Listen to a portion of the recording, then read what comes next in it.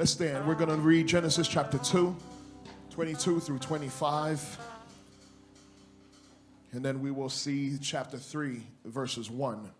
And it reads, let's go together. And the rib that the Lord God had taken from the man, he made into a woman and brought her to the man.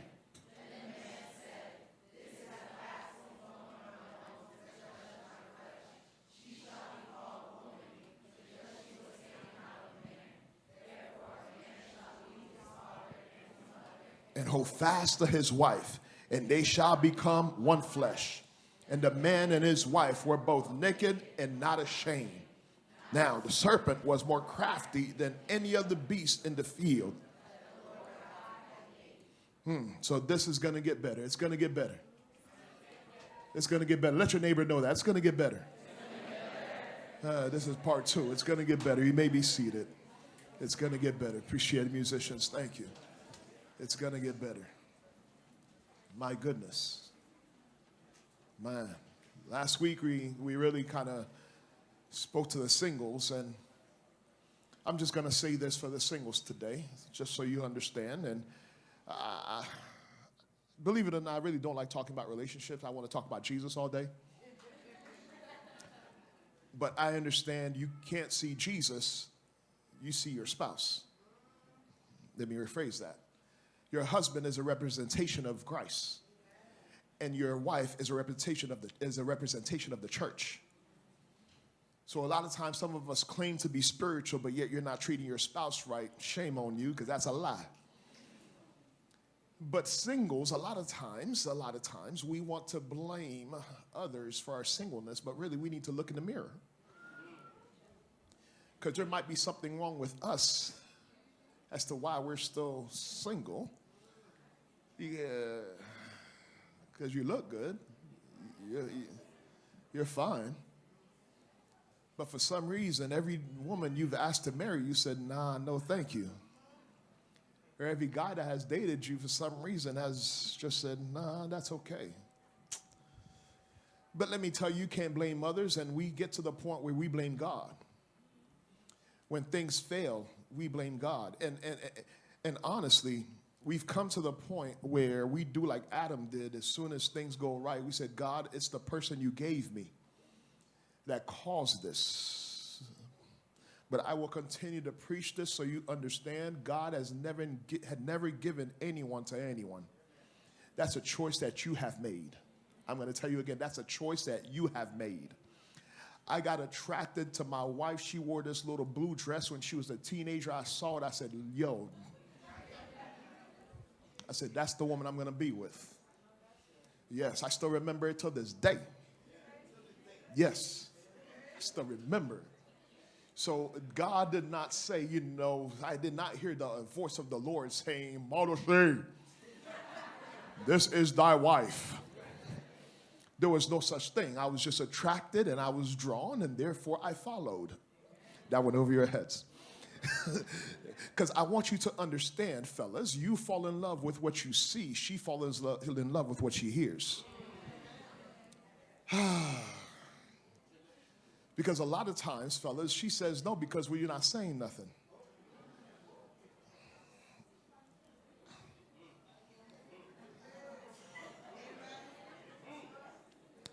Our guys today, our single guys today, dress nice, smell nice, look nice, but she didn't fall in love with what she sees. She falls in love with what she hears.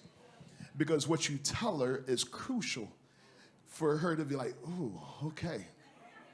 This is why it's important, fellas, as a single man, for you to always be reading, studying, and increasing your knowledge. Because you can't go to a young woman and have a conversation and all you could say is, You have to be able to converse, to be able to have a conversation, to be able to go in depth. Because once you go here, it goes down to here, and then everything else follows. Y'all understand what I mean? Because now that you have captured the mind, then the heart follows. But you have to be able to have a deep conversation for her to be like, listen, this man touched my soul.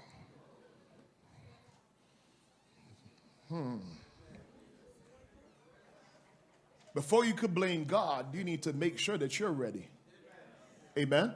As we mentioned last week, there is no romance without finance. Oh, y'all remembered. I'm going to say it again. There is no romance without finance. A woman will only tolerate you for so long without money. She will help you put gas in your car for so long before she says, listen, my brother, I like you. I think you're a nice guy, but I don't know. I don't think you're the one.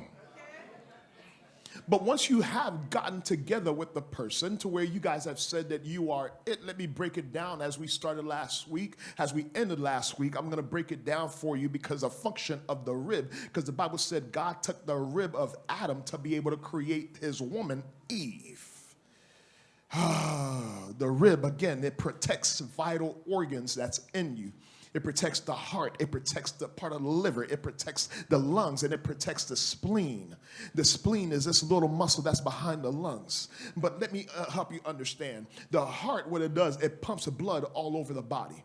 Because the heart pumps blood all over the body, it controls the heart rate, and it maintains for you to have a good blood pressure. See, as husbands, you should take care of your wife's heart so well to where she should not have any type of emotional heart attack thinking that you're going to hurt her. So her heart should never be broken because of you. She should have no doubt that you're cheating on her, doing something that you shouldn't be doing. I know it's quiet, fellas. I understand. But understand this, you should always remain faithful to your wife and never break her heart, because her heart is what keeps you going. And ladies, you are your man's heart as well, because you keep that blood pumping. Listen, the way to do that is really you have to make sure you're not stressed. You're not bringing stress on your husband. We're already stressed out in the world. We got pressures of life, bills, responsibilities. I walk around my house flipping switches off, lights off. I'm like, man, this bill's just too much. You know, when I see FP&L get to $200-300, I'm like, wait a minute now, what's going on? Sometimes I have to tell my wife, listen, this is not a steam shower that you take. She's like, I like the steam. I'm like, cut it out, man. Just we can't continue to be stressed. Y'all, you have to be your husband's stress reliever and not the one that's causing the stress. Your husband should be able to come home and feel at peace. Sometimes the husbands tell me, I come home and I sit in the parking lot, because I know as soon as I walk in the house, it is stressful. Listen, control your husband's heart rate. The lungs, it's there, has a respiratory system that allows you to breathe. You have the heart on one side, the lungs on another. Some of us, you suffocate your spouse. You are suffocating your spouse. Listen, they can't do anything without you questioning, well, what are you doing? Where are you going? Why are you doing this? What's going on here? What's up with that? It's like, wait a minute now, what can I take a breath? That makes no sense. You got to stand outside the door when they go to the restroom. That's too much. That's too much. Why do you need a tracker on your husband's phone? Why do you need a tracker on your wife's phone? If you have to go that far, then there's no reason for the relationship. Somebody said, let me breathe. Allowing me to get some oxygen. Let me get some emotional oxygen for me to be able to breathe. Some of us, the reason you're suffocating, you have not come up for air in a while. And this is the moment for you to do that. Listen, wife. Listen, husband. If you can't give your spouse leeway for them to be themselves, then you are not the person God wants you to be in a relationship.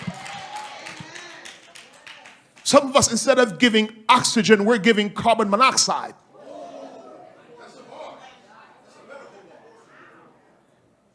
It's got oxygen in it, but it's not the right one. It's the one that suffocates. It's the one that kills. There's no breathing. There's nobody. No one has a life in it.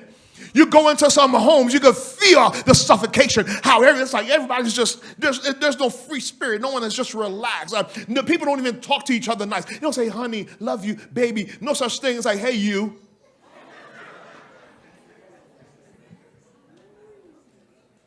That's not how it started, y'all. Remember y'all used to call each other baby? Sweetie pie? Honey? Bae? Boo? Now you add another boo to it, you ain't boo-boo like it was a mistake. The liver now filters and it digests and it causes metabolism for your, for you to be right. It detoxifies the, the body. It's a detox for the body. It gives you protein. It's a storage where it stores vitamins and minerals in the body. This is what you're protecting. Certain things in your body, you should be able to protect that liver, because now you should know that there's certain junk you don't allow in your house. Can I be honest with you? There's certain friends you shouldn't have in marriage. That's that filter. That's that filter. There's certain friends you shouldn't have. Listen, if she comes over and she does not respect you, there is no reason for your friend to come over and you're not home and your husband is home and she's sitting at your house just...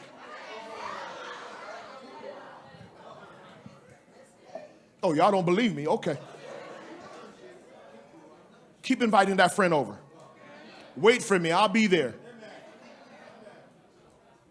I've been watching some African movies.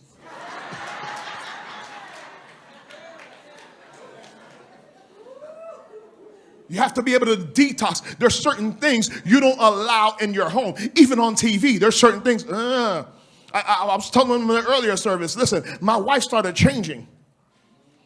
She started changing. She went from being sweet and nice, hey, baby, and all of a sudden I saw my wife's neck start snapping. I'm talking to her, I'm like, whoa, wait. I'm telling her, I was like, what's going on in my marriage here? It wasn't until one day I stayed at home, I didn't come to the church, I'm sitting there chilling, and I see her watching Housewives of Atlanta. And I'm in the kitchen just kind of scoping around, and I see this lady just kind of yada. I'm like, whoa, that sounds familiar, that looks familiar. I was like, that's where you're getting that stuff from. Wait a minute now, we can't watch it. No, housewife of whatever, turn it off. There's not going to be a housewife of West Palm Beach in this house.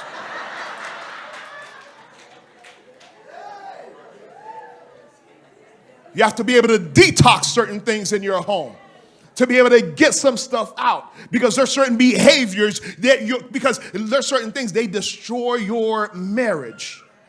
The spleen now, it fights invading germs in the blood. The spleen, it contains this thing that where it causes and it breaks down anything that could cause infections in your body, especially the white blood cells, where it controls all the blood cells, both red and white, and it gets rid of the old bad ones and it brings in and recycles some new ones. And this is what it does. Listen, you should always, in your marriage, because protected, to be able to refresh and renew your marriage. Can I be honest with you? While you are in marriage, you should always be dating. Some of us, as soon as we say the I do's, we don't date anymore. We don't go out anymore. You guys have never seen a beach anymore.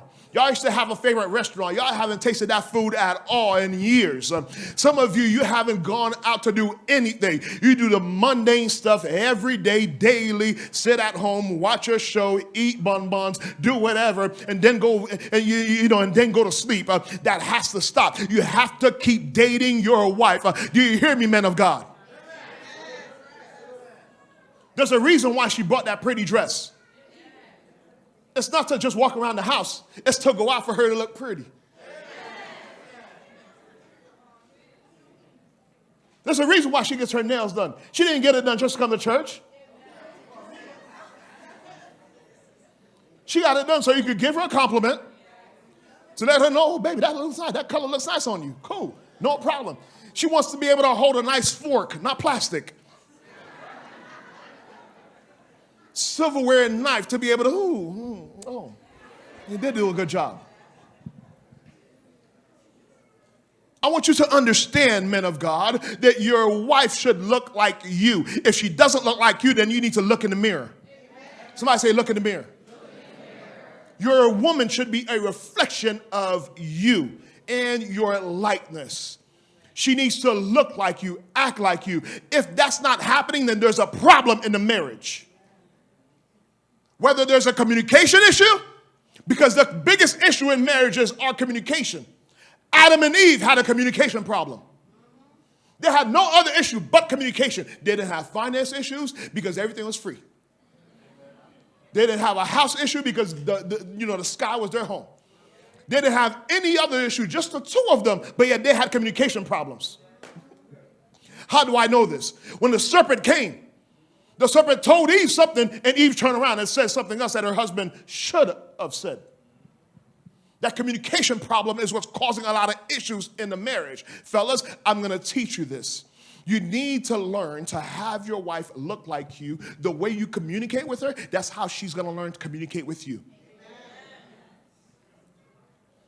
You yell at her, that's no problem. She may be soft-spoken right now, but pretty soon she's going to start yelling at you.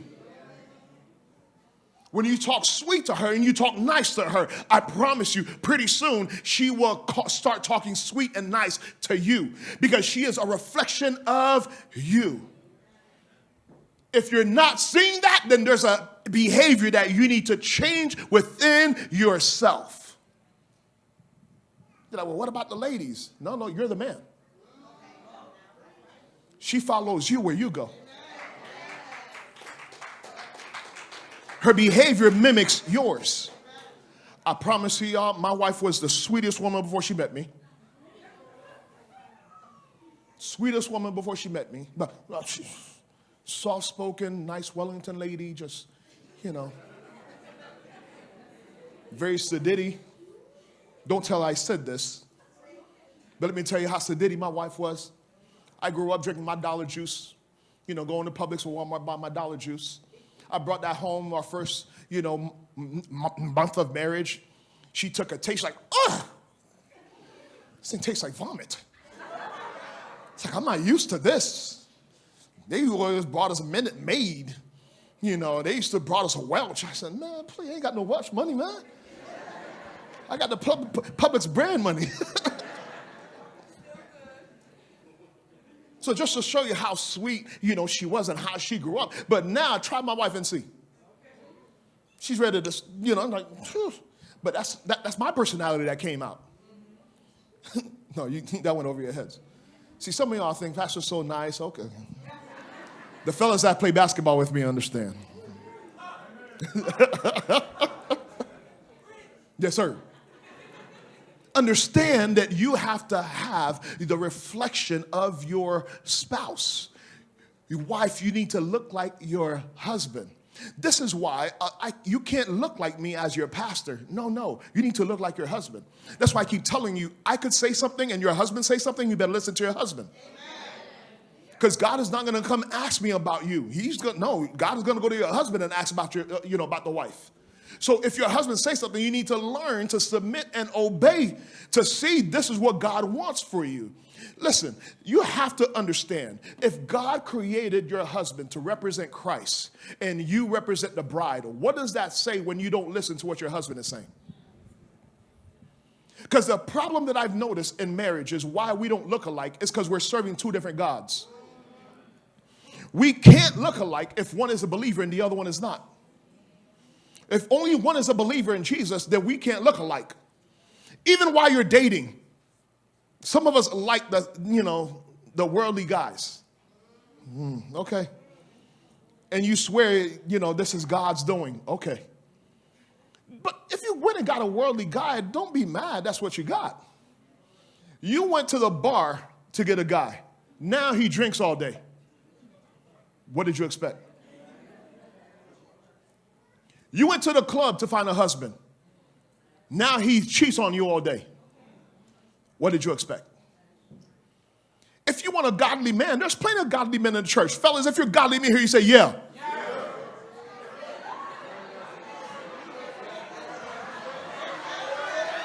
They weren't ready, ladies. They weren't ready.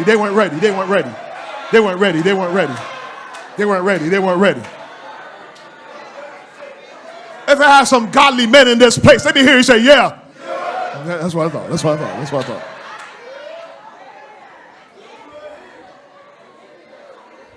You can't look alike if both of you are not believers in Jesus Christ. Both of you have to have the same faith, the same baptism for you to be able to move ahead. We don't look alike if you don't have Jesus. But when you're both in sync, no one could shame you in marriage. I'm going to tell you again, when you both are in sync, no one could shame you in your marriage. The Bible said that they were naked and they were not ashamed. This is before sin entered. You know the only time you get ashamed in marriage is when the devil comes in and causes sin, division among you. It will bring shame because it exposes you now. It's not talking about clothes. I'm not talking about physical clothes here. I'm talking about the exposition of you showing your weakness in the marriage. You showing how vulnerable you are in the marriage. Because sometimes you'll notice that your husband has an eye problem. He's looking at every skirt that passed by, every gluteus maximus.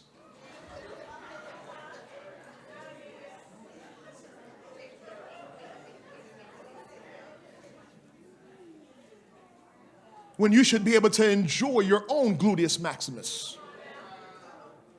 The ones that are in high school, y'all look it up. Y'all figure it out. I want you to understand. The Bible says for you to enjoy the wife of your youth, to be able to enjoy your spouse. But yet for some reason, boy, we keep doing some crazy stuff. You keep looking at Jane and you keep looking at others for no reason when your spouse is there. Listen to me, y'all. You married her for a reason, fellas. You fell in love with her because she was beautiful. You fell in love with her because you loved her personality. You fell in love with her because you loved the way that she treated you. If you see something change, then something changed in you as well. At times, we don't want to look in the mirror to see that there was a problem with us, why the change took place. I'm going to be open with you. When we were engaged to be married, dating process, I told my wife, listen, I'm about to be an electronic engineer. This is back in 2002, graduated. I'm going to make $60,000 a year minimum. I'm getting ready to start. Everything's going to be good. You're not going to have to worry. She said, oh, cool. She's ready. I get married. George W. Bush sent all the electronic jobs to China. So here I am with a freaking degree with no job I can't use. If I wanted to work as an engineer, I had to go to China. And I ain't going to China. I don't speak Mandarin. I ain't going nowhere. So now I am stuck making $11 an hour working for Sprint part-time. Here I sold her this big dream of having a nice house, taking care of her being good. And now we're stuck in a one-bedroom apartment that's income restricted. You could tell now the attitude shifted and changed because what I promised, I underdelivered. Did you catch that? Fellas, anytime you promise, you have to be able to keep your words because I'm going to tell you again, ladies fall in love with the ear and not with the eyes. Till this day, she remembered, listen, this is what she told me. So I had to keep my word. When the time came where your boy was making a little bit of change, I said, all right, man, come on, let's go. I think we looked at about 50 houses, man. Everyone she looked at, she just walked in. Nope, walked out. Say, you ain't gonna see the rest? No, I don't need to. Until I was able to provide what she wanted and what I had originally promised for her to be able to be satisfied. I'll tell you what, my words meant a lot to her. I bought the Dodge Charger and gave it to her. She's like, oh, that's not mine. I said, what do you mean? It's a nice car. It's a V8. It's an SRT. That's a Scat. Well, that's a Scat Pack. She said, I don't care about no Scat Pack. She said, you told me I'll be driving something nice.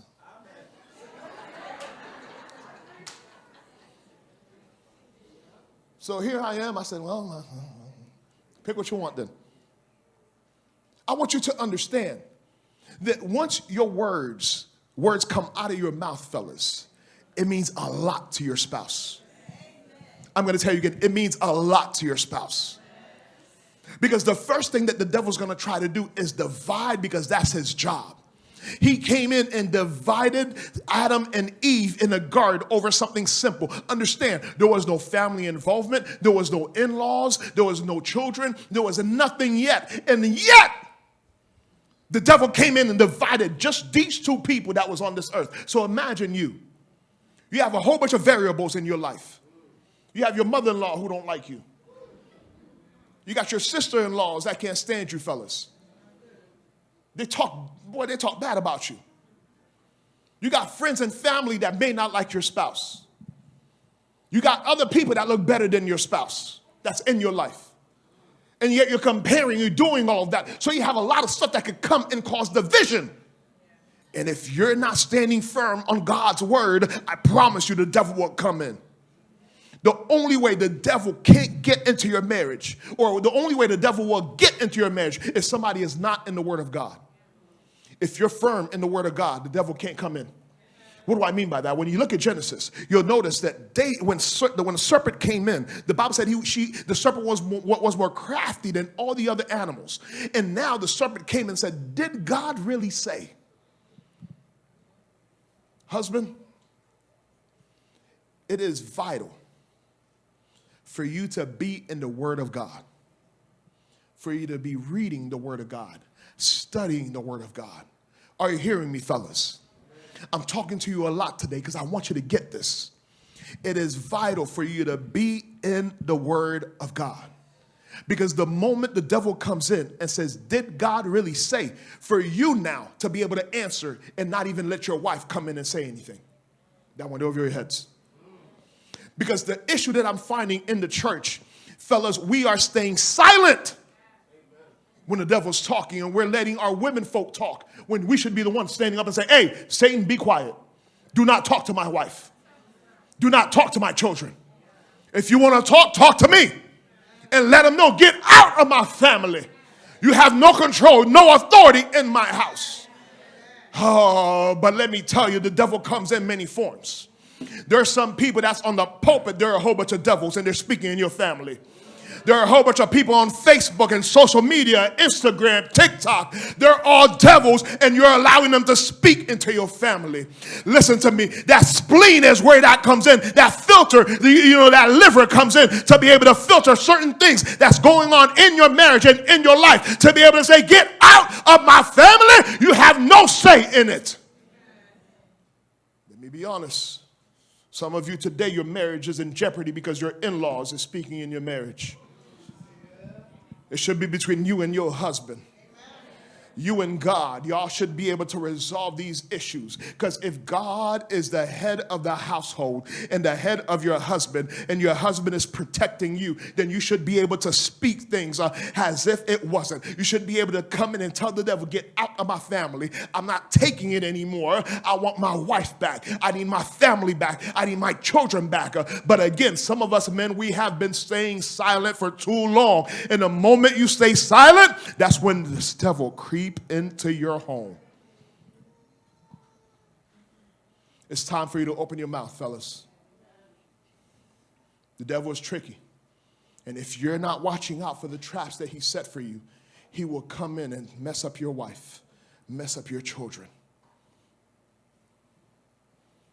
I'm going to ask just the guys to stand, the married guys.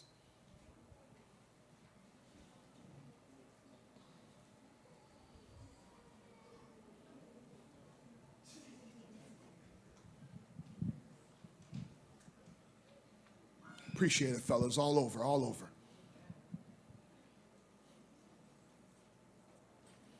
I know we don't normally do this, fellas, because some of us like to stay quiet. But the moment of staying quiet is done when the devil's attacking your family. I'm going to tell you again, the moment to stay quiet is done when the devil's attacking your family. You have to be able to speak out and say, God, I need you to give me wisdom to be able to speak against these things that's coming into my home. Let me tell you what's coming into your home. You have a whole bunch of stuff like homosexuality that's attacking your kids. If you don't speak, it will come in. Let me tell you what's coming into your home. You have a whole bunch of feminist movement that's coming into your home, causing division between you and your wife. If you don't speak, it will destroy your home. You have a whole bunch of weird spiritual stuff that's coming into your home zodiac signs, spiritualists, all these different things that's coming into your home and it's coming to destroy. If you don't speak, it will destroy your home. Fellas, I want you to begin to pray with me now. Begin to pray, begin to pray, begin to pray, begin to talk to the Lord.